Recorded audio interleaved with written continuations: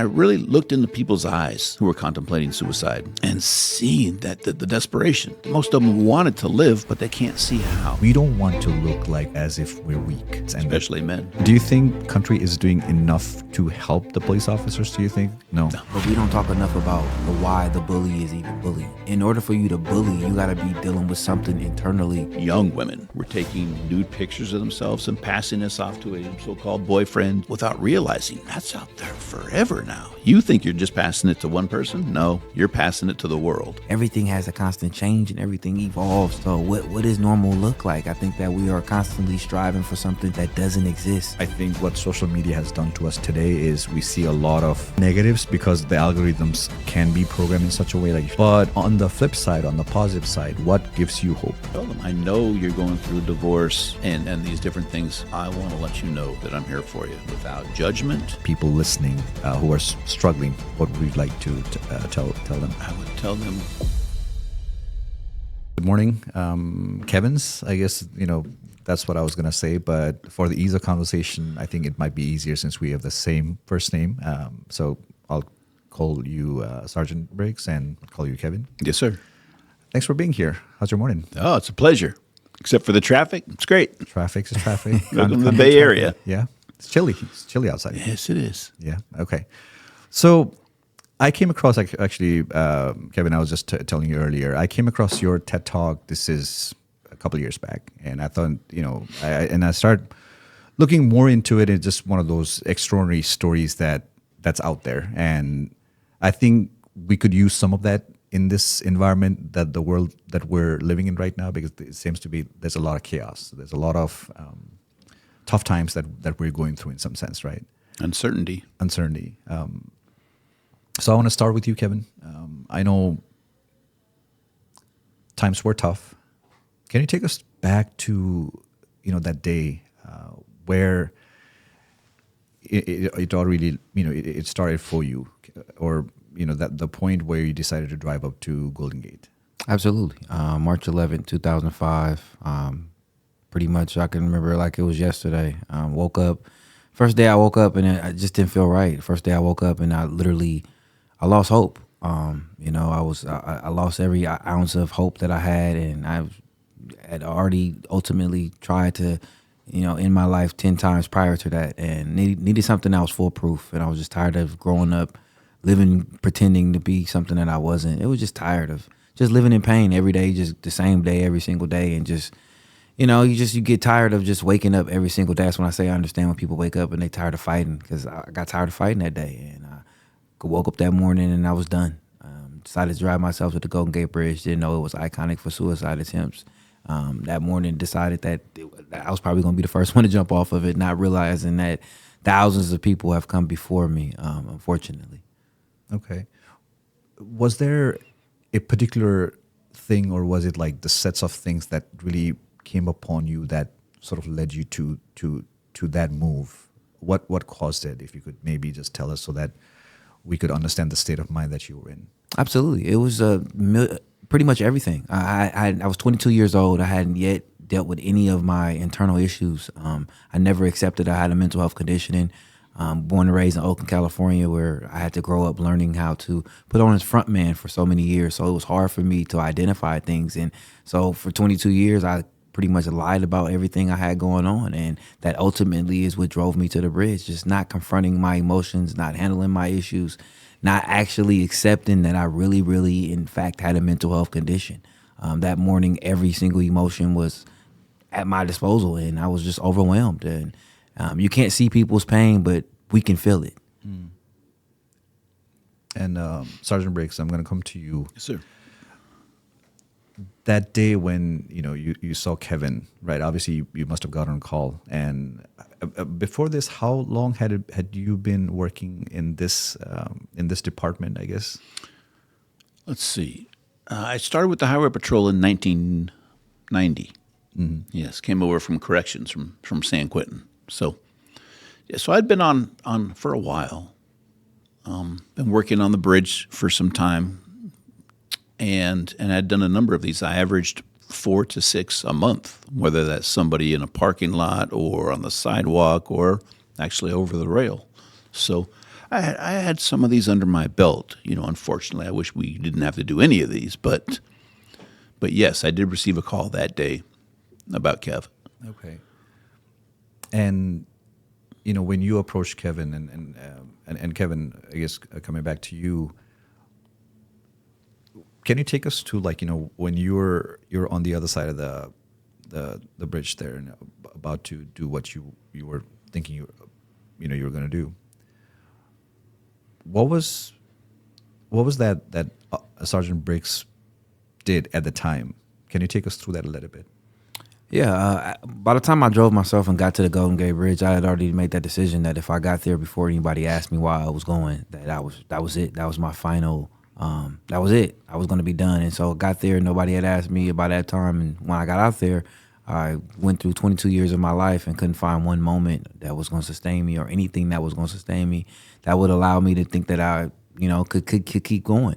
And so when I looked over the railing and looked in that water, I saw not having to be a burden. I saw not having to wake up and pretend to be a lion, and I saw I didn't have to be in pain anymore. And I took a couple steps back and braced myself in impact. And this is where, as I'm stepping back and I'm basically making a countdown in my brain, that's when Officer Briggs pretty much drove up. And if it wasn't for him really yelling something at the time as I'm, pretty much in a countdown and pretty much about to jump off the Golden Gate Bridge, he yelled something as I see him, and he yelled something, and I end up jumping and hurling and ended up on this cord. Sergeant Briggs, and at that moment, and at this time, like when you'd been in this job for a little bit of time, so I'm sure like there's a set of protocols that you probably have to follow. Meaning, maybe there's a certain way you approach people when they're in that position, right? Typically, what do you do when let's say you go to that stage, right? For someone who's about to end their life, you probably have whether it's like the tone and like the way how you talk. I'm pretty sure it matters. Can you elaborate a little bit on that a little bit? I don't believe we have any like set policies or protocols back then, as now probably, but I had my own. And having done a number of these, I wanted to put myself in their position and what would I want. So I do a number of things, and I'll explain it to you. For number one, I stay back. I don't go right up. I don't grab folks. And perhaps when I talk about this, you've seen officers or firemen or citizens grab somebody on a building or on a bridge or something. I don't do that because I think it takes so much courage to go over that rail in the first place. It's very, very scary. Imagine the courage that it takes to come back and face everything again. Now, if I or someone else can talk to you and get you to want to live, to get past this incident, this few minutes, I think your chances of long-term survival are better. So I don't grab. I stay back. I raise my hand. I introduce myself as Kevin only. And I ask their permission to come up and speak with them. And it's a set routine that I have built based on talking to folks who were suicidal. What could I have done better? In my opinion, if you're a negotiator of these types of incidents, if you bring an ego to that, you're not going to be very good and people are going to get hurt. You cannot have an ego and do this type of work and function at 100%, for those folks. Because it is about them. It's not the Kevin Briggs show. It's about Kevin Berthia. So that's what I make this about. Everything I do is to empower them. I'm not going to lie to them or anything else. This is reality, and it's a big reality. So let's face the facts. Let's talk about what's going on and see where this goes. But I think I try to install reason, purpose, or hope, hopefully all three. And you ended up speaking to Kevin for 92 minutes, which is, when you think about that, yes, it's a long, long time, but it also feels like, Kevin, you had a lot of stuff that was built up over time and you just let it out.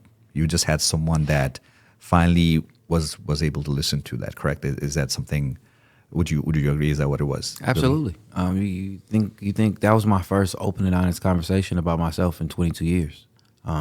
it took for me to get to that point, Breek, of literally 4 seconds before my death, like to really just get to a point of opening up.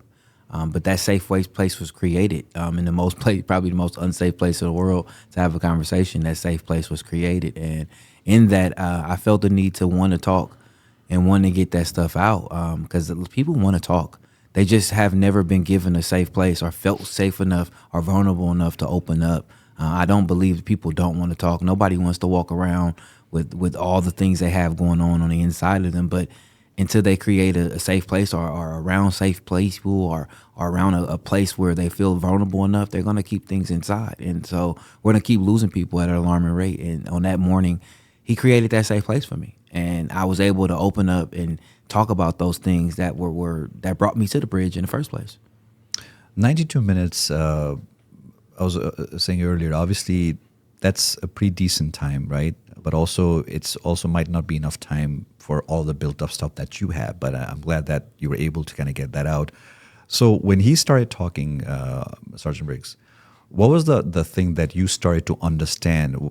Is it like a very typical of the situation that you've been in a lot of these times where there's a parallels to like most of these situations? Are they struggling with like a certain thing? Is there a pattern, or is like a whole myriad of things that's causing this? People will be going through a lot. Generally, it's not one thing that gets somebody over that rail. It's a combination, but many, many times with me, it was folks who had stopped their medication if they were on one for a mental illness. They feel like they're a burden to their families. They feel like a failure. So these types of things. And a lot of times they don't see tomorrow. They can't get past this emotional pain. So those are some of the things that I have run into. Okay. And Kevin, you were talking about it's not really anything other than ending the pain, right? Like the definition. Is there any definition of the pain that you can think of? Meaning, and I go back. I did look into like this a little bit. Was you had a huge medical bill, right, that came about, and one of the problems of this country is healthcare for sure, right? And could you talk about like in that moment where you were expecting your first child in a few months, and then she was a premature baby, and how you were excited you were from one point, and all of a sudden it just kind of went south from that point, right? Can you talk about that a little bit? Yeah, absolutely. April 6th, 2004, I will always say, one of the greatest days of my life and one of the worst days of my life. Greatest day because it's the first day I became a father and watched something that belonged to me come into the world. Being adopted, that was a very significant day for me. Watching something that belonged with me, that was blood related to me, come into the world that looked like me, but significantly a big shift when your daughter comes out and she's the size of your hand, 1 pound, 1 ounce, and she has to go into a glass incubator. So that was a lot just to take on. And in 6 weeks of watching her struggle in that hospital, hernia surgeries, and that is where I lost it. If you want to go back to the 22 years of me living, I lost all my hope in the 6 weeks of watching her fight, not knowing if she was going to be alive when I got there, having to go back to work, not being able to stay there by her bedside. Just nobody's prepared to be a father or a parent. And so clip in that extra emotion. I'm young and having to deal with all these emotions and weights of the responsibility of not being able to provide or protect like I wanted to for her. It was overwhelming. Sure. No, it's heavy, and that's where when I was listening to that, and I know that this country does have a lot of healthcare issues, and then when you start seeing bills that are astronomical that you most likely won't be able to pay in your lifetime in some sense, right? So obviously that does add to the trouble. Sergeant Briggs, let's talk about this situation or the profession that you ended up in. Now, you started your career in 1990, you said? Correct. So how did that morph into like this particular role? Was there like, I guess like let's go back. So you were with California Highway Patrol. Yes. So was there a division at the time that strictly dealt with situations like this? I know you're talking about like parking lots and Golden Gate Bridge or wherever you were going to be. Was there a department, or was it just a random? So whoever's on on duty just gets the call. That's it. That's Who's it. ever on duty. Okay. And we had no training. No training, right? Didn't know what to say, what to do, how to approach. So it was years before I went through what we call CIT, Crisis Intervention Team Training. And then way towards the end of my career when I went through the FBI Crisis Negotiator School. But all that should have taken place before I stepped foot on that bridge. And the California Highway Patrol of the Marin area, when you cross the Golden Gate Bridge from San Francisco, that is now Marin County, that area handles the Golden Gate Bridge. So when I got there, and I'm from Marin, when I was able to get to the Marin area, home, so to speak, I wondered why a lot of people didn't want to work on the bridge. And I found out really quick why, because of the number of suicides and attempted suicides. You know, we weren't trained for this. What do you say? What do you do? I didn't know what. It was terrible. What a disservice to those folks and to us who have to witness this. So when I really looked into people's eyes who were contemplating suicide and seeing that the desperation, that most of them wanted to live, but they can't see how.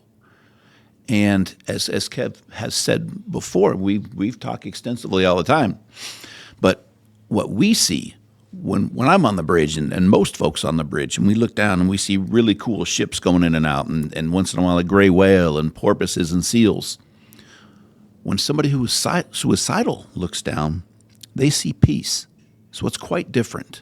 How can we turn this around? So I was fascinated by this, and having lost members of my own family to suicide, this was something I really wanted to get into and dig deep and do the best that I could. So I started doing a lot of research, and every person that I would speak to, you know, if they did come back over or wherever we were, I would ask them, what did I do that was good, that you thought, hey, this was cool? And what did I do that maybe wasn't so good, that I shouldn't have said or acted or mannerism? So I learned a lot off the people that I spoke with. Since since that time when you started, and obviously it's been like a little bit of a time since then, has there been changes to the way how CHP operates? Like, do they have better training? Were you able to impart some sort of, Yes. Yes, Okay. they do have some training for the folks that go down there now. I wish they would all go through a negotiator school. That would be cool. That's a good start. And then have people with experience come in and talk about that on both sides. Have experienced officers come in and have people like Kev come in and say, hey, this is what it's like to be over there. Be careful how you approach and what you say, and does he think it was worth somebody trying to grab him? Or don't grab, because I'm going to lean back and I could slip and fall. So have these conversations, because it is a very big deal, especially when you lose someone. That's with you the rest of your days. Yeah. Besides just losing that individual and the family members and everything. But for us, we think the rest of your life, what could I have done better? To that point, Kevin, I think there was one article or probably like a video I had actually watched you talk about where, it's obviously it's in a public setting. You've gone through your talk, and then I think a lady comes up to you, right? And she kind of told you, like she had lost her son. Mm-hmm. Can you talk us about that just real quick? How that felt and what that was?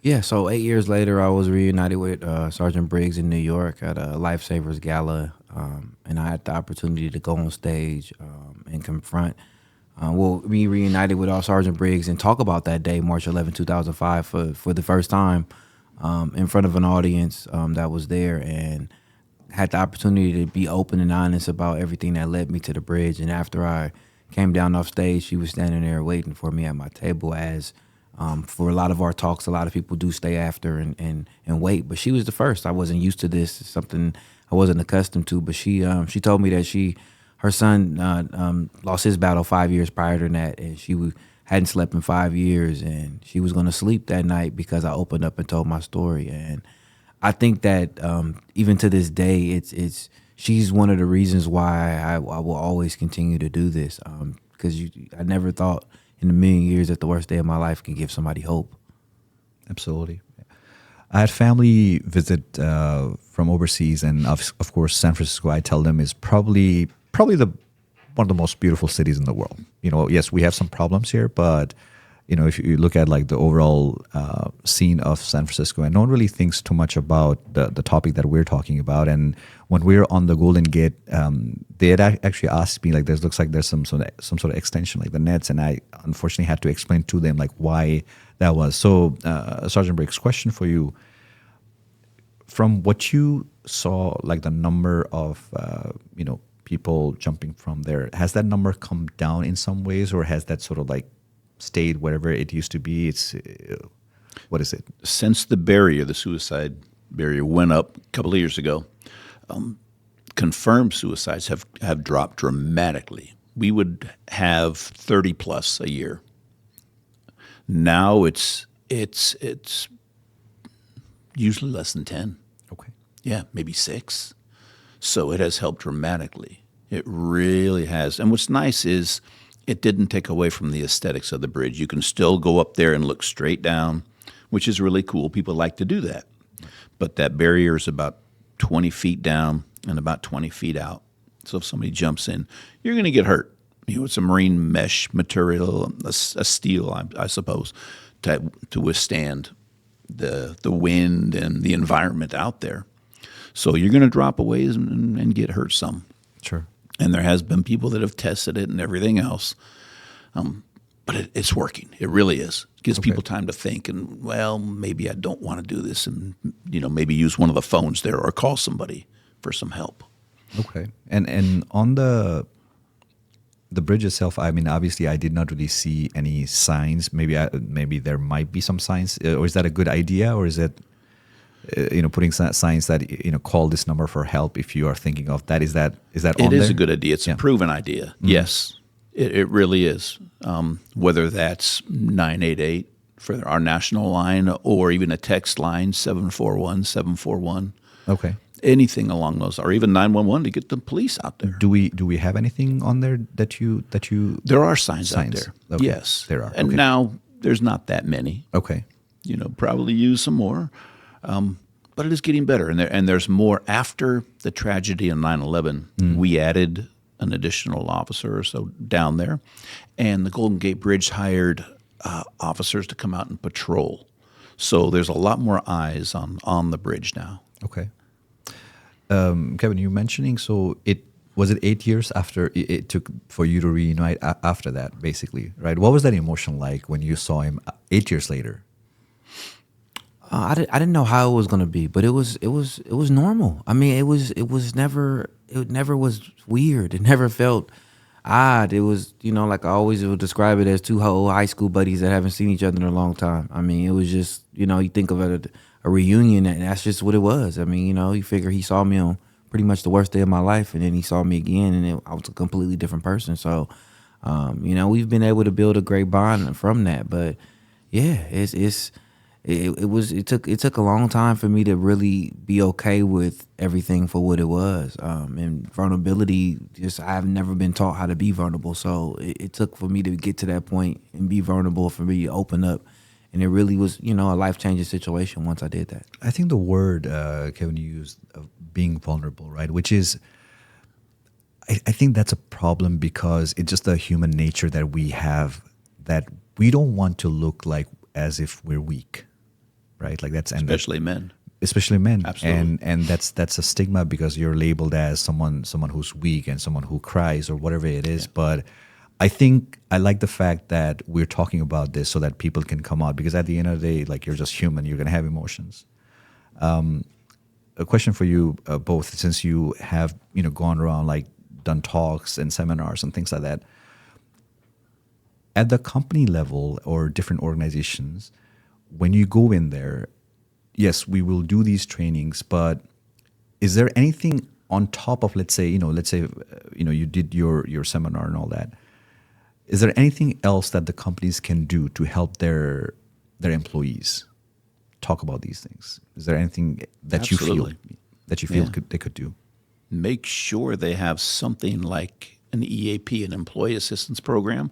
Most of them do, and then be able to have a conversation with someone who is struggling. What do we say? What do we not say? Where do we have this? How do we set up the room? I go through all of that, and we talk about this. So, because can you think of a harder conversation when somebody may be struggling? We look for the signs, talk, behavior, and mood, and what has changed. So, who is somebody going to talk to when we go to schools? What is a 14-year-old kid? Who are they going to talk to first? One of their peers. Who is somebody at work going to talk to? Probably one of their peers before anybody else. But as a manager or a supervisor, you're concerned about that individual. If you bring them into the office to have a conversation, well, you're here, but it's like presenteeism. You're here, but you're not here. Your quality of work, the quantity of work is going down. I know I've heard that you're going through a divorce, whatever that may be. How do we have a conversation? And what if it comes up to talking about suicide? So this is what we focus on a lot. And the who, what, when, where, why, all of that is covered to show folks how to have a conversation. So I've had a lot of training in this, and we talk a lot about this. What is the best way to approach it? So that's what this is about a lot. For companies, being able to have a conversation with the folks. You hire good people, they want to work, they want to do a good job, but we all go through stuff. Absolutely. Whether a family member has a cancer, maybe lost a dog. That's huge with folks. That's a part of the family. What is going on? If they need some time off, how can we help? Okay. Kevin, do you have any or the way how you look at life? Was that changed that day? Like the way, when you came onto the other side, did you see life a little bit more differently? Yeah, absolutely. It took me a while. I think that, being reunited with Officer Briggs and, having that lady, that mother, just pour into me and pour out intimately, and her vulnerability, gave me the okay and understanding that this is what the world needs. We need the ability to be okay with not being afraid to show who we are, because that's who we are. That's how we, that's our defining moment. When you find who you are, and that's when everything around you changes. And so that was my defining moment. I just found me. And so I believe that if people just need to find them, and you find yourself, and you find your why, and it's life changing, because the world is constantly changing, but you have to find you in the world that's constantly changing. Yeah. And I'm just going to be honest with both of you as well. So really the inception of this podcast was also, I had a few things that happened in my life. And then I kind of started to realize that, there's a very finite time that we have, right? And then you got to make the best of it. So just being vulnerable to both of you here, yeah. that really was the start for the podcast as well, So, but what I wanted to also talk about, Sergeant Briggs. So most of the time when you've spoken with these individuals, I think you've had a great success rate, like except for maybe just a couple, right? And when that does happen to you, I'm sure that's very heavy. It weighs on you. Can you tell us about like a couple of those experiences I think you've had? One gentleman talking to, he looked like us. He was over the rail, and a great guy, but did not want to give us information about really what was going on in his life or his name. But he would answer everything else. He actually turned around and shook my hand twice. And then we chatted for a while, but he was facing the water, which is bad. We like him to face us. We like him to be back over, but if this is how it is for now, then. But he was on the other side of the rail facing the water. And we kept talking, and he kept looking down. And then it was probably 40 minutes or so. He reached back again and he shook my hand. And mind you, I just go by Kevin, and I like to get their first name. And I personalize everything with this. But he turned around and he shook my hand. He said, "Kevin, thank you very much for being here." He goes, "But I have to go. My grandmother's down there." Apparently his grandmother had passed some time back. And he jumped. And, it's horrible. So there's a number of things that I teach when I'm speaking with law enforcement of how to work around this. But it breaks your heart. And you think, God, what a waste of an individual, And you just feel so bad for them and then the families. But it starts with us. We're the initial ones that see this. So what I tell first responders, if they're doing this type of work, you do it enough, you're probably going to lose someone, unfortunately. But I want you to think about how many you helped. Not saved. I didn't rush into a burning building, anything like that. I want you to think of how many you helped. And I talked about the ego, not having an ego. But here's where it comes in a little bit. Because if you're not doing this type of work, who will? It's brutal on you. It takes a toll. So if a first responder needs time off after this, allow them to have time off. Go through that employee assistance program, but make sure that you get someone that's trained in what you're going to do. Anybody that's going to see any type of mental health professional, psychologist, psychiatrist, make sure you're seeing the person that they're trained in what you're going to them for. That's very, very, very important. I've seen it go sour because that individual may have said they're trained in it and they're not, and it goes haywire. So, and this country, obviously, the amount of incidents that we see, especially with like now the social media, where everything like, whatever happens on the other side of the country, you see it like in the next minute or so. And the police officers, they go through a lot, meaning, you're the first one to rush to an accident. You're the first one to, go into if there's a shootout or whatever it is, right? They go through a lot, and obviously there's going to be a lot of cases of PTSDs and things like that as well with the police officers. Do you think country is doing enough to help the police officers? Do you think is that or no? No, because on most departments, especially when you go to retire, there's no kind of debriefing. You don't see anybody. You're there one day, full blown, and you're doing everything, all these different things that go on, and the next day you're sitting on the couch the rest of your life. I say, man, you got to have something to do in retirement. I say that for anybody, any type of work. Have something to do after that, whether you're volunteering in an animal shelter, whatever it is. Reason and purpose, you have to have that. But for a lot of first responders, what they see many, many times, they don't get help for. It is getting better. It's a lot better now than when I first came on. When I first came on, if you were going to go through an EAP, Employee Assistance Program, oh boy, and somebody found out, which is kind of difficult to do, you would hear about it. You'd hear about it. Nowadays, people are doing it more and more and more, and I recommend it. As a supervisor, I carried the card for them and the officers that something happened traumatic. Take this card. If you want to do it, I would recommend it. So it's getting better and better and better. It is, but we have a lot of work to do. But in most departments, there's no kind of debriefing at the end of your career and follow up after that to see how you were doing. And that's why we lose, a lot of officers and things after they retire. I mean, hell, we're losing 49,000 people a year just in this country to suicide. More than traffic accidents, more than homicides. So we have a lot of work to do. Okay. But the positive thing that you're saying is it's getting better. It is. And I think more we talk about it, and then I think it does help people understand, especially when they hear of, both of your stories, how, Kevin, you've come onto the other side now. You have, children that have grown up, basically, right? Your first one, I think, she's 21 now. She's 21. Mm-hmm. So how has, how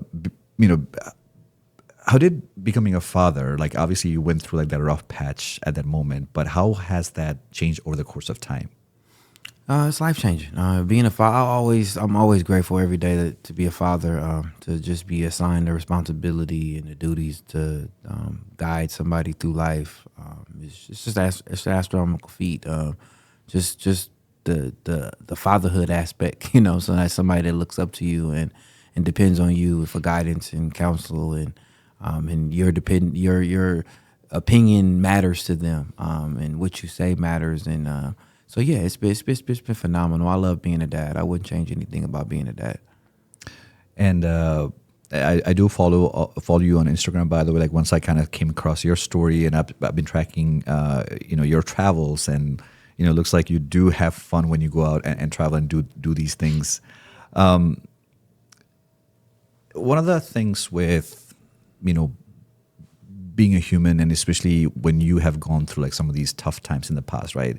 They do surface once a while, and let's hope that in a perfect world, we would hope that it never come about, but we don't live in that world, right? How do you handle your tough days? If Officer Briggs, you can also talk about it as well, because you've gone through your fair share of depression and situations as well. But starting with you, Kevin, is there a particular regime that you follow, that whenever you have difficult days, how do you go about it? I don't wait until I get in the tough day to prepare for it. I'm prepared ahead of time. I know certain days, like when you know yourself, you'll know your triggers. You'll know on Tuesdays when I go to the mall and turn left, something starts to feel. You have to learn yourself, and ultimately, me learning myself, I'm prepared for when things happen. I know throughout the day of the week, or the time of the year, or throughout any time of the moment, like when I'm going to start feeling a certain way, and I already have things in place for when I start feeling like that. When I get triggered, not if. I don't live in the world of if. The problem with dealing with in a mental health condition is you can't live in the world of if. You can't tell yourself if I get triggered. No, you have to say when I get triggered. This is things that I'm going to implement. These are things I have in place, so that as I say, when you talk about, he's talked about something before, the crisis safety plan. I have a crisis safety plan every single day of my life, because I know that I'm going to get into crisis. I know that I'm going to get triggered. You figure you're around almost 9 billion people. Somebody's going to say something. Somebody's going to do something. Something's going to happen that can ultimately trigger you if you don't ultimately trigger yourself. So I keep myself in place, and I make sure that no matter what, I'm always in a position to not to ever go back that deep into that dark place. Okay. Sergeant Briggs, how about you? I know we've talked about your fair share of struggles as well. Could you? Yes. Between heart issues, 3 heart operations, brain injuries, testicular cancer when I was 20, mother dying when she was 40, 49.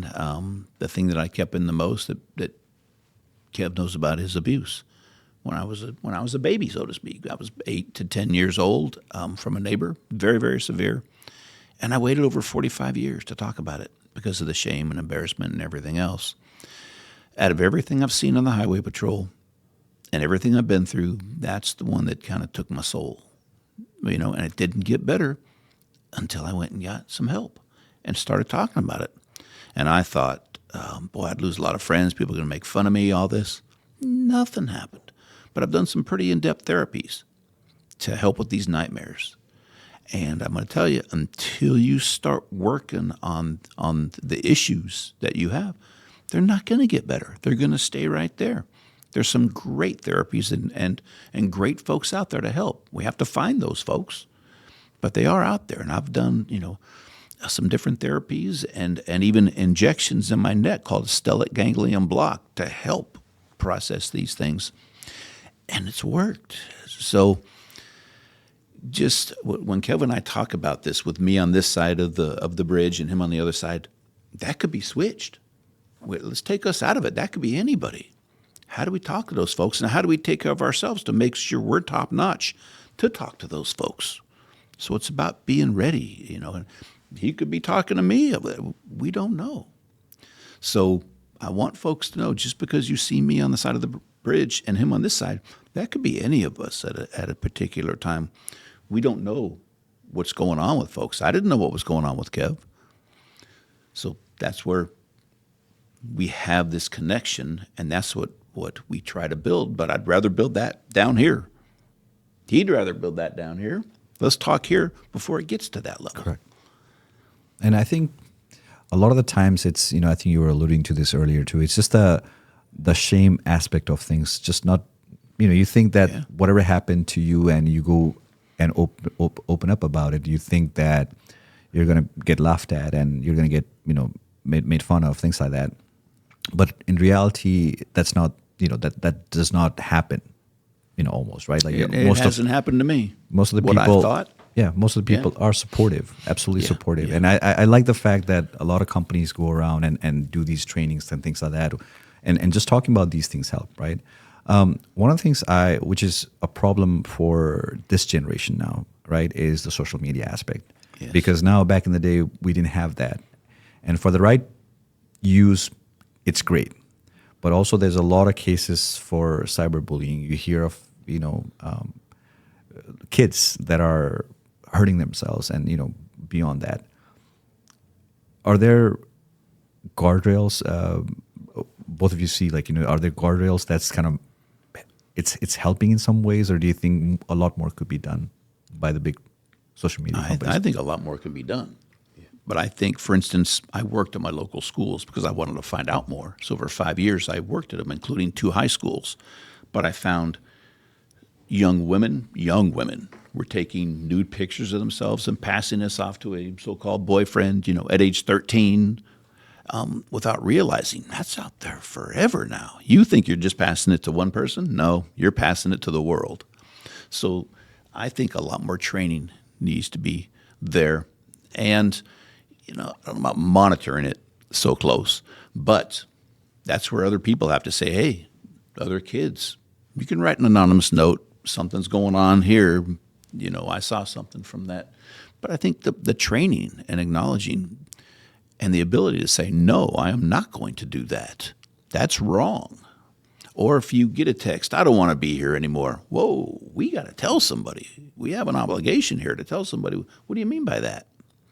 So a lot of kids feel alone and afraid now to continue on. And as an adolescent, their frontal lobe is not developed fully until age 25 or so for reasoning. So where we are thinking about the future well ahead, they're looking just 5, 6, 7 years. So when something happens to them, whether they got embarrassed or ashamed or something like that, sometimes they think that's it, my life's over, and they're not looking way into the future. So we need to have these conversations with them that say, whatever happened now, it's going to pass. You were embarrassed, you're in gym class and your pants fell down or something. You'll live through this. Yes, it sucked and it's embarrassing, but everybody's going to forget about that. So I think we need to have these kind of mental health talks with kids because they're very smart. I can tell you, boy, when we go and talk with the kids, it's amazing the questions that we get and how concerned they are about not only their mental health, but the mental health of their friends and their family. I had a little girl once at a school. I believe she was 7th grade, and afterwards she came up and asked me, do you talk to parents about what you're talking about with us? And I go, sure. She goes, could you talk to my parents? Because they won't talk to me about this. I'm like, wow, that's heavy. So we as parents have work to do. Yeah, no, that's a great point, Sergeant Briggs. I want to talk about this small incident that I kind of came across. This is years ago in LA. I'm actually walking in my neighborhood, and I see there's 2 kids that are sort of like bullying like this kid in front of them, and I could not believe the words that they were saying. And then at one point they ended up saying, "I hope you kill yourself," and I could not really believe like that. I mean, I've seen bullying, but to that level. So do you think like parents, I think you were talking about this, right? Parents have a very important role, correct? Like that parents need to do more education in this department. Would you agree?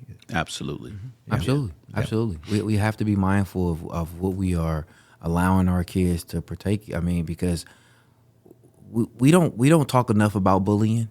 We talk a lot about the victim right? But we don't talk enough about the why the bully is even bullying.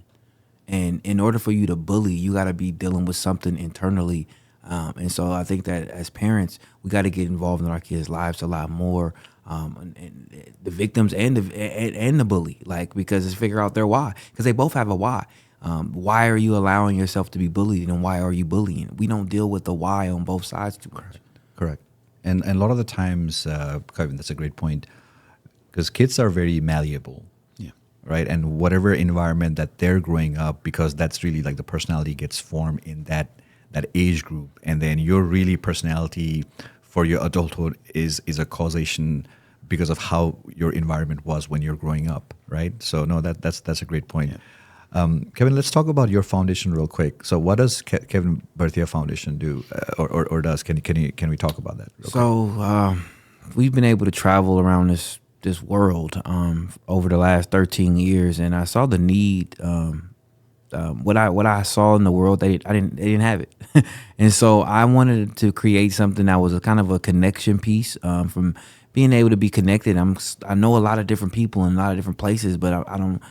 Being able to connect people to the right resources. I mean, people don't know how many resources they are in this country. Like, we don't realize that there is a group, there is something for everything that you're struggling with, but we don't, it's not out there, because, we live in a country where happiness doesn't sell.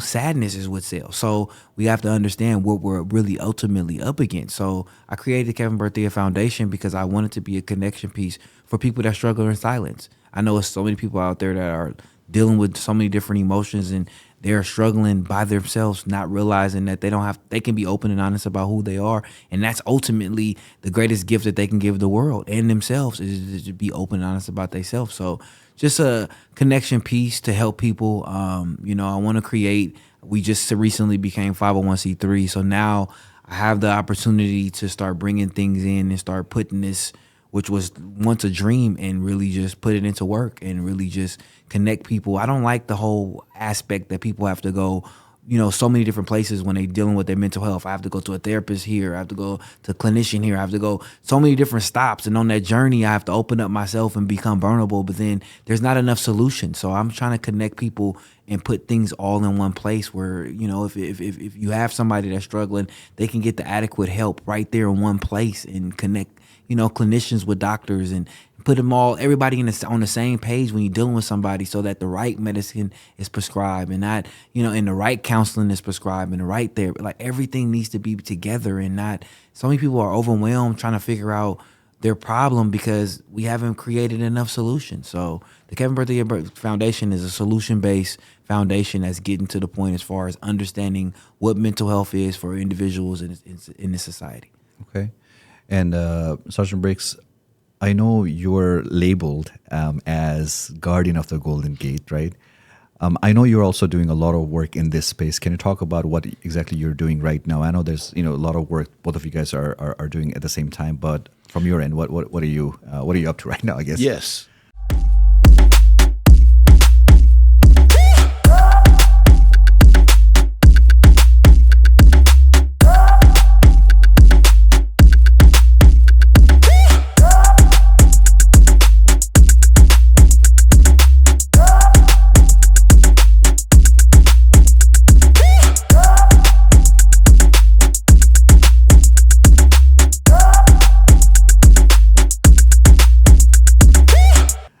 Right now, I have a book out, but I'm rewriting it because at the time I wrote it, and Kev has a chapter in it, I was not prepared to talk about some of the things that I do now, the abuse and different things. So I'm working on that, and then still going out actively, roughly 40 or so presentations a year around talking about this. And that day with Kev, and then the struggles that I had, and why didn't I seek help? And then how can we have a conversation with someone, like I said before? What have I learned? What worked? What hasn't worked? Even psychologists, mental health professionals, for instance, I am not a fan of a desk in between us.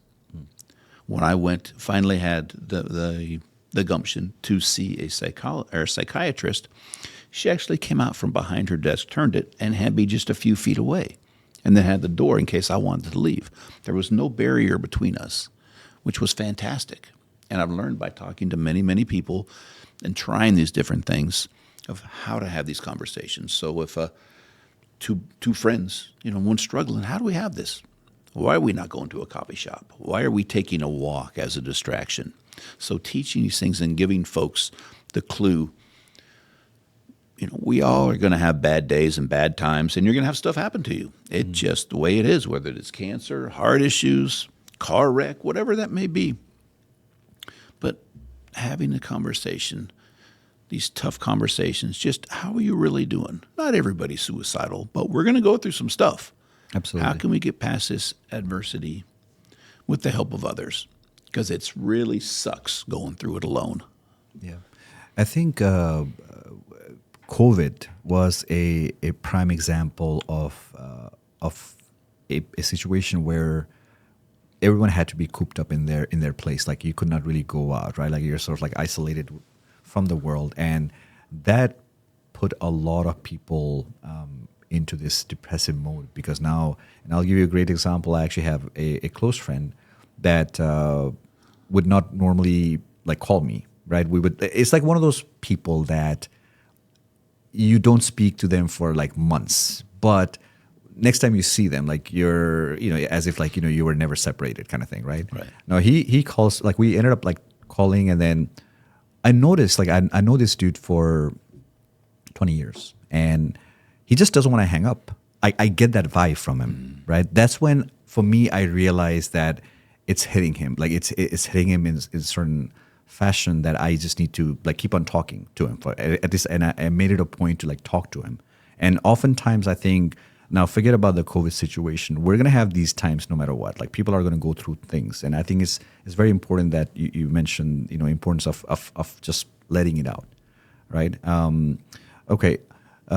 Kevin, what would you tell to people on top of what we just talked about as far as, who see no hope, I guess, right? Like what would you like to tell them from your story? You got to first and foremost accept yourself. Every decision, everything brought you to the moment that you're at right now. And that's the greatest moment of your life. And that's the right now. 86,400 seconds in a day.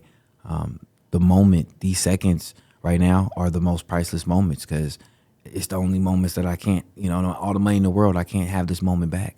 I can't change this moment. I can't alter it. So I think that you have to first accept who you are. Accept yourself. We got this thing in California. We buy a car as is, no warranty.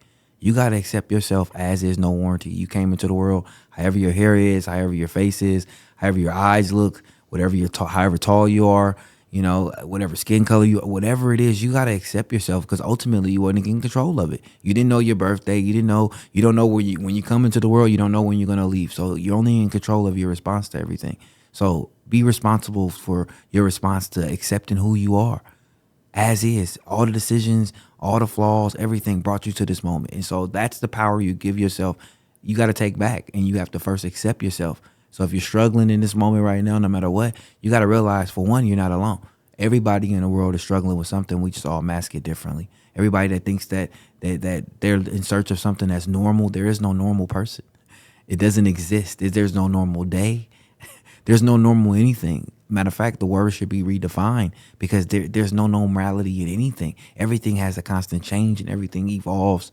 So what does normal look like? I think that we are constantly striving for something that doesn't exist. You have to find the normality in you, and that's when you are, become impossible to change. That's when you become invincible, is when you just accept you, look in the mirror, I love me as is, no warranty. Anything more to add, Sergeant Briggs? Yeah, I would say we have to build on ourselves so when these crises and these things do happen, we have an outlet. Guys, we suck at support. So when I left Highway Patrol, I got into this support group just by chance. And all it is a group of us that go to coffee. Most days when I'm not traveling, I will go down and have coffee with these guys. And it gets me out of the house. Mm-hmm. And we talk about everything. And these folks were not in law enforcement. So have a support group of some sort. where you meet and you just chat about things, but it helps. It gets you out of the house. You talk about anything and everything. You can do it once a week. I happen to do it more, but we like getting together. I think that's huge. That's part of it. And have a structure. What do I want to do? How do I want to give back? So I started going back to church. For me, I had an issue with the church when my mother passed away. Started doing that. What is it? Do you want to, work with animals, something like that? So reason, purpose, and hope for yourself. Have something you want to do. And Kev talked about a crisis safety plan. I'm a big believer in a crisis safety plan. Folks can look that up on the computer and see what that's about.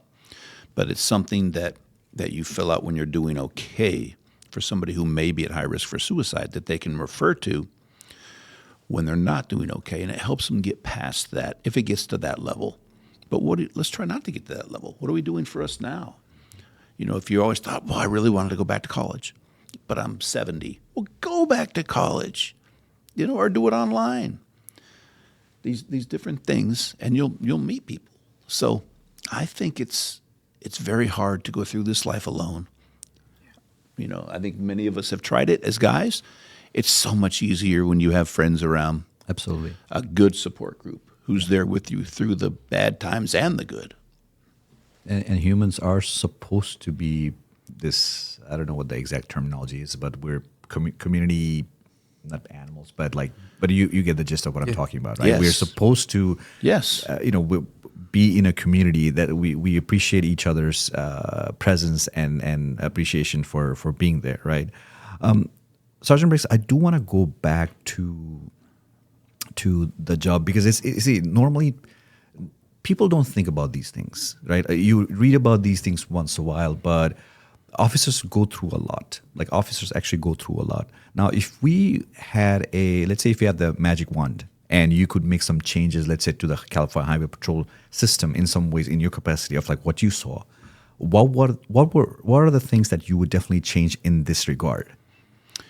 Not only at the Marin area, but throughout all of law enforcement or first responders, mental illness calls are becoming more and more and more and more. I would say maybe they can't have it in the academy because it's very structured and the time is, if you add something, you have to take it away from somewhere else. But once they get out of the academy or, firemen, paramedics, whatever it is, have them go through some different classes. Have people come in and talk to them about negotiations, about what they could be feeling afterwards if they lose someone, or how to have these conversations. Like I said, crisis intervention team training, CIT. I was up in Oregon a few years ago, and the chief of police introduced me. And he said he had all of his officers go through this particular training. It's a 40-hour class at the time. He said, since we did that, our use of force has dropped 50%. That's what this does, but you have to have a buy-in from folks. It has to start at the top with management of whatever, whether it's a hospital, whatever it is. They have to have a buy-in from the top down. A corporation, if the top boss is just concerned about money, then it's not going to work, wherever they're at. So if we start doing something like this, then you'll see a big change. And knowing that I can go out here and I have the support of the supervisors and managers, of this, talking about this, and awareness. You'll have better awareness about yourself, about your family, and why don't I just go up and grab somebody? Why do I stay back and ask their permission to come up? To empower them. It's just my way. There's a lot of ways of doing these different things. But I think the more we come out and talk about this, the better we all are going to be. Absolutely. I mean, just the sheer, when you look at the numbers itself, right, like the sheer number of people that decided to come to the other side just by you just talk to them, that just shows how powerful talking is in opening up to people, right? And that's just a fascinating fact. Basically, just by a simple conversation, you're able to do that. One of the interesting more questions, Sergeant Briggs, is again, Kevin, you probably had to go through, I don't know, right after you decided to come to the other side. What happens from that point onwards? There's probably like a little bit of a time that they're on a suicide watch of some sort? Is that what a Yes. typical protocol I'll is? tell you briefly, and then Kev can tell Yes. you more about it because he lived through it. Sure. But we have to take them to a local hospital who accepts, we call it a 5150 mental health evaluation. So we take them there, and they are left there for several hours, up to several days, even weeks or months, depending on what is going on with them. So that's what we do. We can't just take somebody back and then go drop them off in the streets. It's the right thing to do. It's law, and it's what we do. It's a mental health evaluation. Okay. Kevin, that's obviously, unfortunately, you had to go through that, Yeah, right? yeah. So I was taken from the bridge to San Francisco General, and from my recollection, I can't tell you how long I was at San Francisco General, but I know I was transported to Fremont to a psychiatric hospital where I was ended up staying in there about 12 to 13 days, and being reevaluated, talking to group and traumatic things like that. You go through, you got to go through reevaluations and talk to a doctor and all these different things. But there is definitely a protocol after something like that happens. And but it's still with all the protocols, you still have to accept who you are and that you need help. That I think that's no matter what you go through in life, you still have to admit to yourself that you need help. You have to. It's something about that when you don't admit that you need help, you forcibly push back help all the time. And so help comes at many different phases in life towards your way. So, almost 9 billion people on the planet, there's help out there for people. Nobody should ever feel alone. But I think that until you accept that you have a problem or a condition, or you accept who you are, then that's only then you have the power to see that, hey, I do need this help. And then when you accept it, that you need this help, the help always comes in different many forms. But you got to be able to accept it and look for it. Okay. Sergeant Briggs, question for you on this is, when you're talking to someone who's on the other side, right, potentially any negative word, let's say a negative word, that could push them over. But also at the same time, like, let's say they do decide to come over to this side, they're not arrested, right? But they are put in handcuffs. Can you talk about that real quick? Absolutely. I tell them, as I did Kev, because it is a very big issue. Many times I think, and what I've been told is, because they are over that rail, they're kind of trespassing now, on this particular bridge. I'm sure it's like that on most, and on tops of buildings and things. So maybe they think, you know what, I want to come back over, but now I'm going to be arrested. I have to go to jail, compounding everything else I've been through. I'm simply not going to do that. I've had it. But I tell them before that, because most of the time, people that I have dealt with do not have warrants. They haven't done anything wrong. They're just suffering. So I tell them, when you come back over, not if, but when you come back over, I have to place you in handcuffs. And that's only because it's our policy. And that stops all of that. I never had any issues with someone once I've said something like that. So we pretty much, we calmed everything down. And they think, okay, so I'm not in trouble, and I'm not going to jail as long as I don't have warrants or something like that, which most of them don't. And yeah, maybe I have to get handcuffed, but it's their policy. It's not like I did something wrong. You're not going to be slammed to the ground and all this other stuff. No. You're going to stand up. I'm going to congratulate you. You're not going to go to the ground unless you trip or something. But I mean, no. We want to. It's a really big deal to leave folks with dignity. That's what this is about, also. Mm. Kevin, what gives you purpose now through your organization? Humanity. Just learning about the numbers. That it was millions of people in the world that struggle like me. That gives me, purpose and motivation every single day. To find that next individual that I can change their mind, that next hopeless person, that just to be able to pour hope into them and make them understand how important they are in this world. Because the truth of the matter is, there's no way you can be worthless and be alive. The world was created, and everything that was put in it, you included, was created for a purpose. So there's no way, as long as you are created, that you can feel worthless, because you bring something to the table that nobody else in the world can.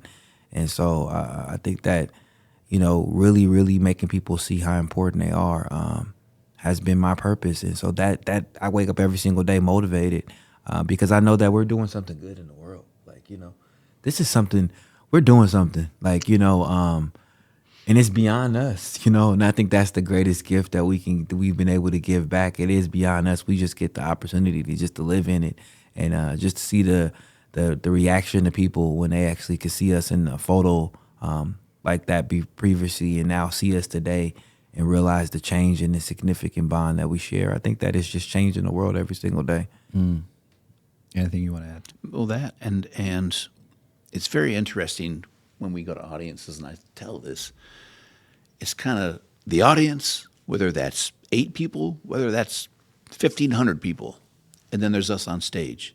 But by the end of our talk, we're one community. And it's really cool to see this happen. I see it happen every time. It's really neat how interested they get.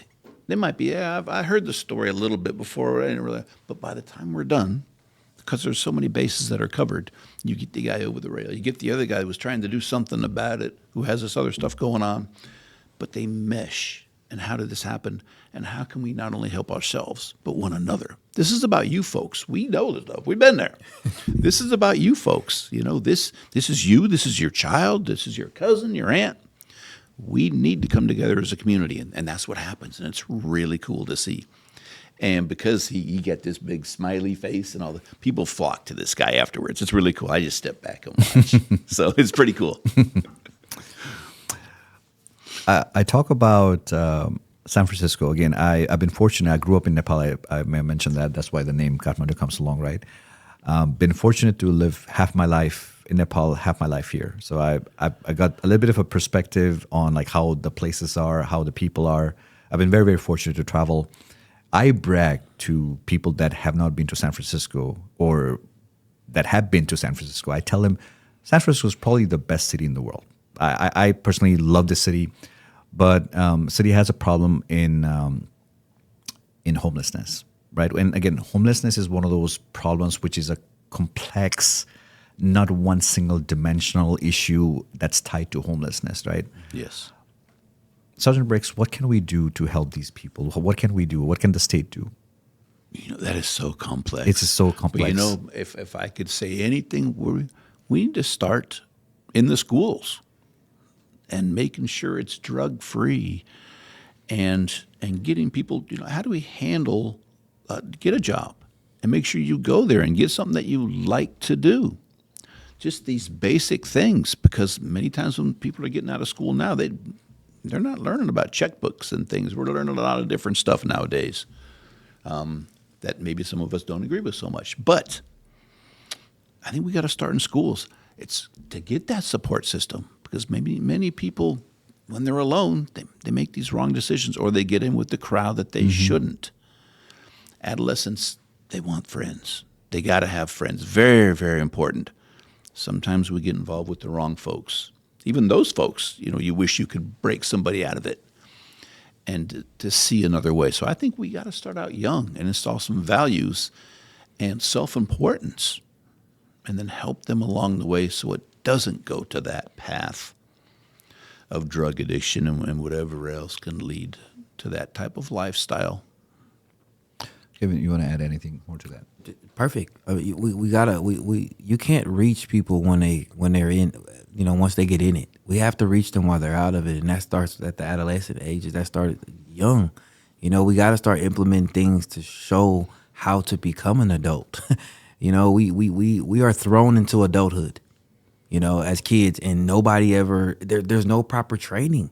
And our parents try to train us, but they weren't properly trained, and their parents weren't properly. So it's a domino effect of we have to start implementing things. We spend all this time in the schools, and we're not learning, we're learning things from a book, but we're not learning things about life.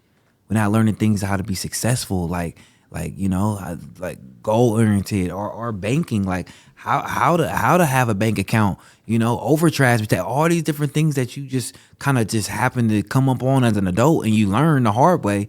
If we were to be able to teach at a young age when they're more impressionable, as an adult, it's harder to teach us at 40 and 50 and like anything. Yeah.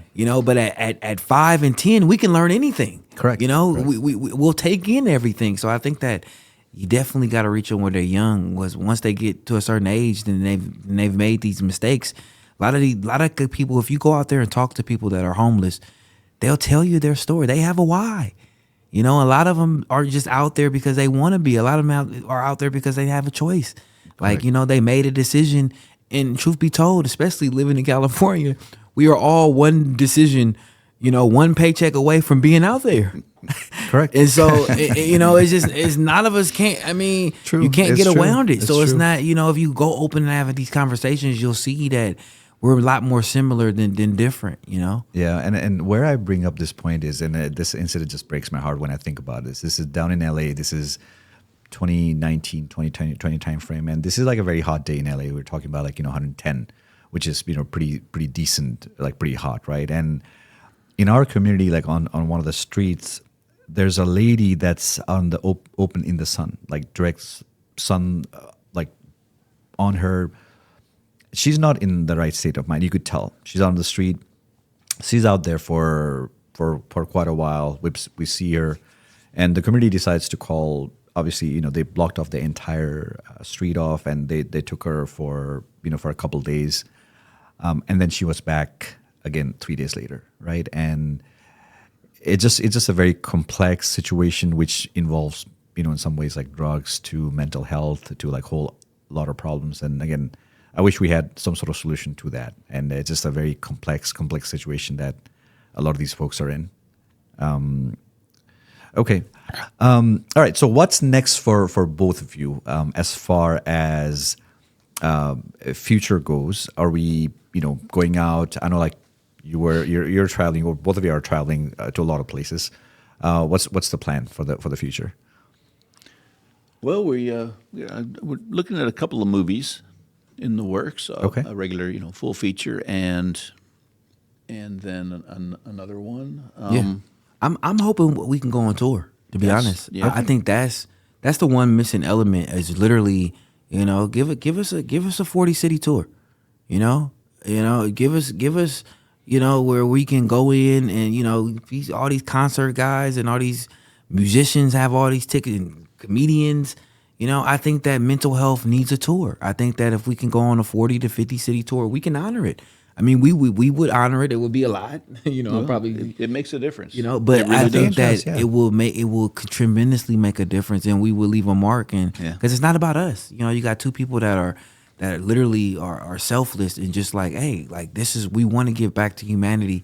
We got this powerful story. We got this connection piece that connect people that people can look at and say, wow, we got you. So once we have them, now here's the tools. Yeah, exactly. Connection and takeaways. That's what this is about. It's not just us getting up there telling a story. It's, well, what can you do? Well, here's how you can do this. Not only could it possibly change your life or your kid's life or your neighbors or whatever else, because it's a tough subject when we talk about mental health. It is. And, I'm feeling down right now and whatever else. People don't like to talk about that. I'll leave you alone. It'll pass. You'll be fine. Suck it up. Well, what if they don't? What if they're not? What next? What can we do to folks? So, yeah, Kev, you nailed it. We're looking at a documentary, possibly, and then a full feature film. But it's about, we told this going into this. We told ourselves this. When I left the Highway Patrol, I said, it's going to be cause first and then business. And if that changes, something's wrong. And then that is kind of what we both are at. Okay. Your story is extremely powerful because just the way how everything is set up too, like when it's supposed to, maybe, you may call it destiny, maybe so that it would help millions of people out. And there's a movie called 92 Minutes, or is that the one that's coming out, or is that the plan, or what is That's in the works. It's in the works. Yeah, Okay. we're I briefly looking. saw that. Yes. Okay. So we'll see if that actually comes to fruition. Okay, so we'll get the word out, at least, like see what's out there. But again, we definitely would want you to get like a great tour, like Kevin was talking about, and I think definitely a lot of places, like the workplaces and the corporate worlds, could use your story as a benchmark so that they could it could benefit a lot of people from there. And we're seeing that more as time progresses. More and more corporate companies are calling us and saying, "Hey, we want to get down to this level here of having these conversations, and what are we looking for?" So, okay, Kevin, I'll ask you this. I don't.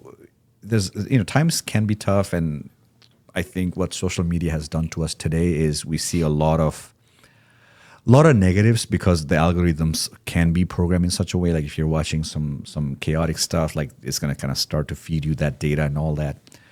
But on the flip side, on the positive side, what gives you hope? The fact that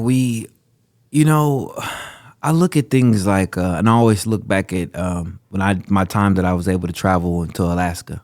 And when I was in Alaska, we got an opportunity to see a cruise ship for the first time and see how massive this thing is, right? Just if you ever had the opportunity to see and be in front of a cruise ship, this gigantic thing.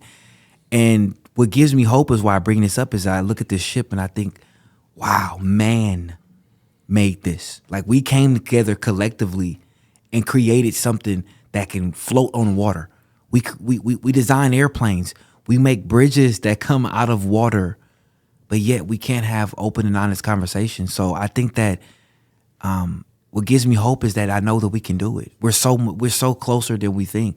We think we got to have so many different things that we need to do in order for the world to change, and the real change is inside of us. I think that if we can change us, we're changing the world each day that we're changing us. So I'm hopeful every single day, and I know that the work that we're putting in, we may not see the world change in our time frame, but I know that we're leaving a long-lasting legacy that eventually our great grandkids will live in a world where there'll be open and honest conversations everywhere. And every single time you talk about like hope, and you got that big smile on your face, that just tells a lot that you're very hopeful for the future. Sergeant Briggs, going right along with Kev.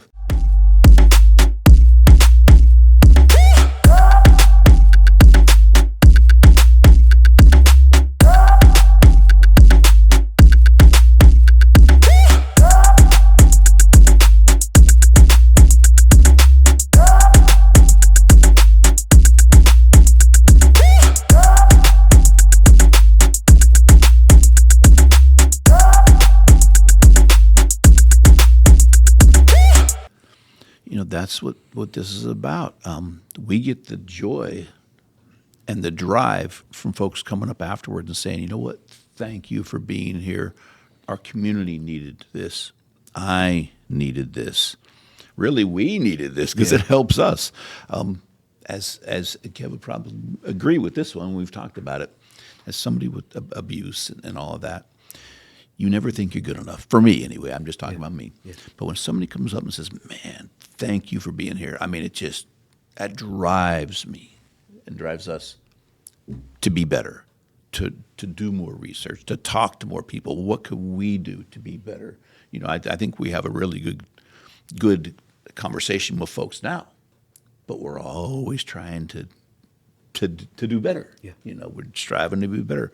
What can we do different to make that connection even stronger?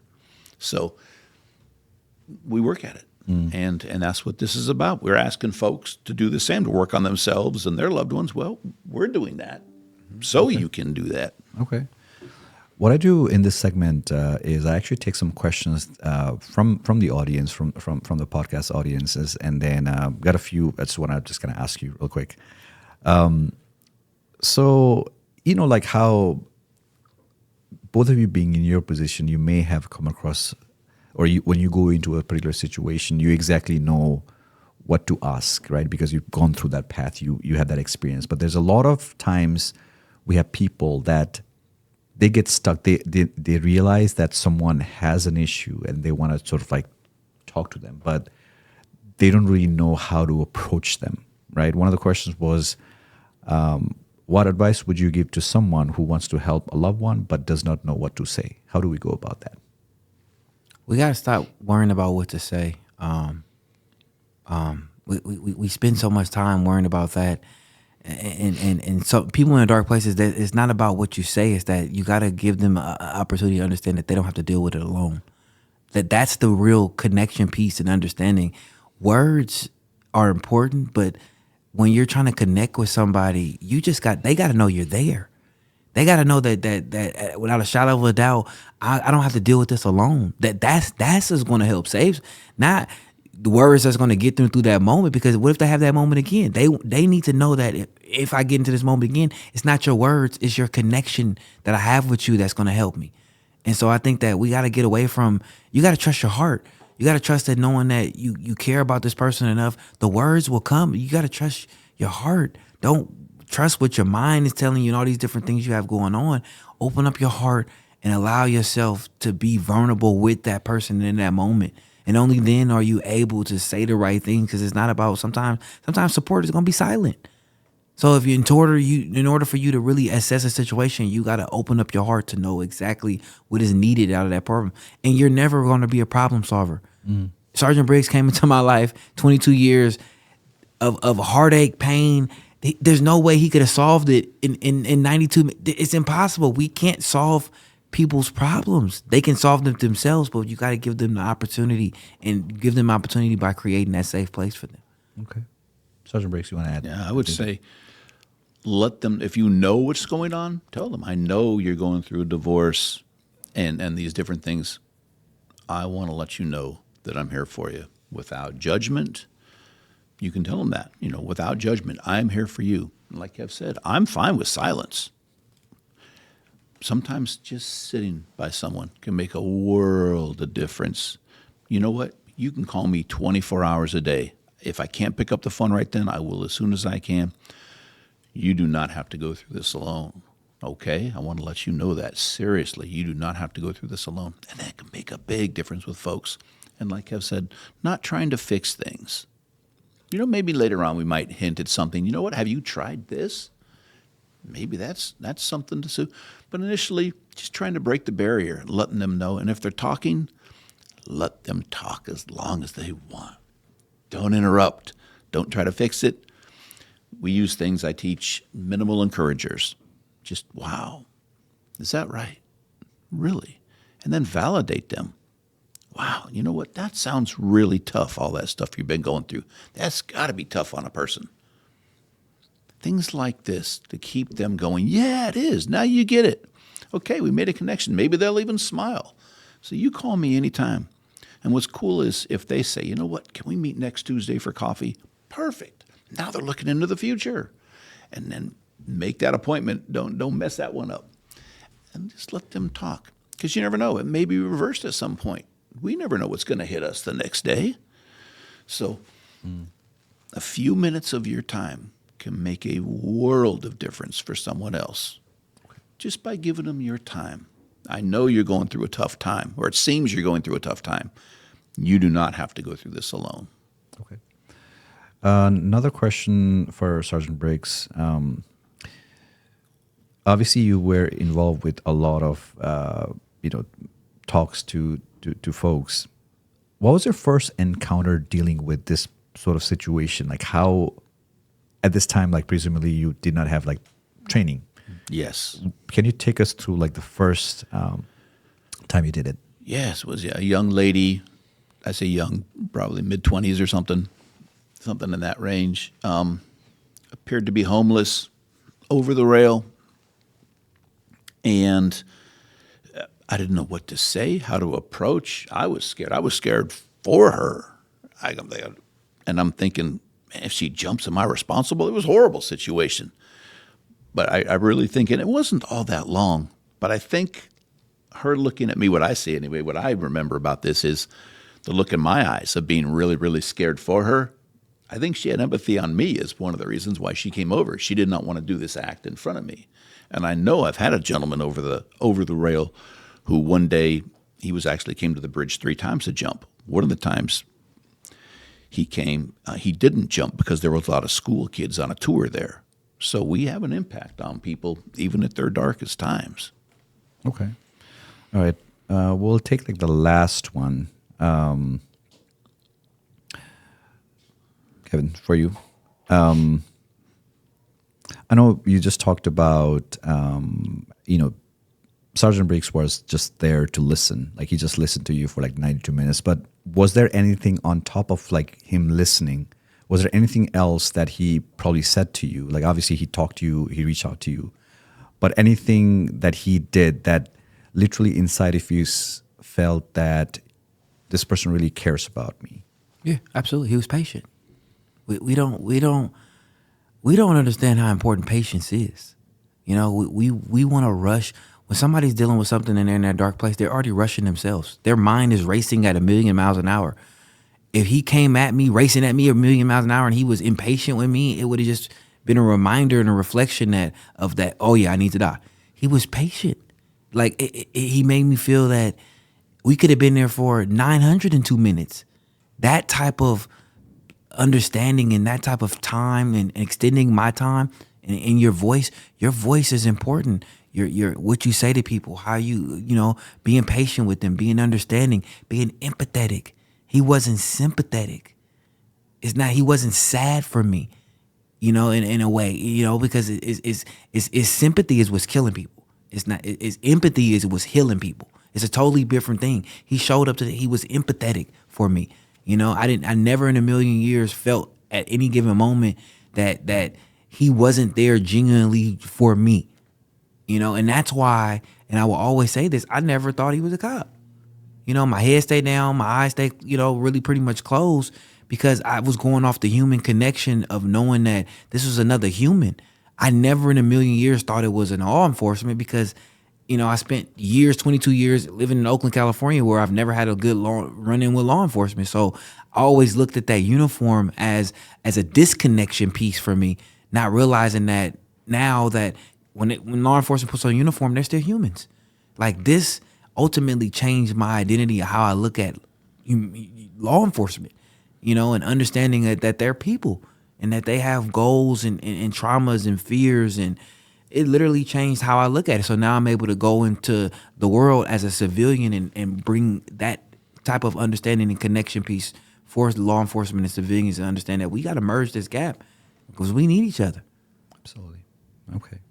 All right. Well, I know we've gone way over, or actually close to our allocated time, but anything else, Sergeant Briggs, that you want to add so that people listening who are struggling, what would you like to tell them? I would tell them, don't be afraid to reach out to folks or to try and get mental health. It could be 2 months. We're having a mental health crisis with our mental health folks. It could take time. That's why a support group is so very, very important. And it might take, you're uncomfortable, maybe meeting new people. Maybe you do it on social media. Hey, does anybody go to this coffee shop and meet, somewhere where other people are, not just by yourselves and things. But I believe, as well as Kev, that it's so important to have a connection with folks. And the thing that, when I was talking with Kev over that rail, was trying to help him see for himself reason, purpose, and hope. And his daughter was a big deal. So we started talking a lot more about his daughter. What do people, sometimes we lose these things inside of us because the pain is just unbearable. So get some help. Don't be afraid to get some help. Surround yourself with good people. If you have people saying, you don't need to do that, suck it up, handle it, you know what? Maybe you're going to be on the outskirts for a while here. We're going to go through stuff. We need to be that positive person for them and be around them and let them know it's okay. I'm here to listen. Yeah. Okay. Kevin, anything that you want to add on top of? That's it. I'm good. I mean, we're tremendously grateful for the opportunity. Thanks for sharing this. This is how we change in the world. We're creating platforms like this, and somebody's going to hear this. It could be, a year after you make it. It could be 20 years after you make it, and it's going to significantly make a difference in their life. So grateful for that. Thank you, sir. Yes, sir. Thank you. I appreciate both of you making time for this, and I think your stories, like I said, I still find till this day, like till now, it's extraordinary, and I think people come in your lives for a reason. And I'm sure, like both of you have transformed a lot of people's life. And another way how I also like to say it is, Kevin was able to talk to Kevin, and Kevin help himself. And I appreciate, again, namaste to both of you. And thank you so much. Yeah, thank you, sir. Tyler.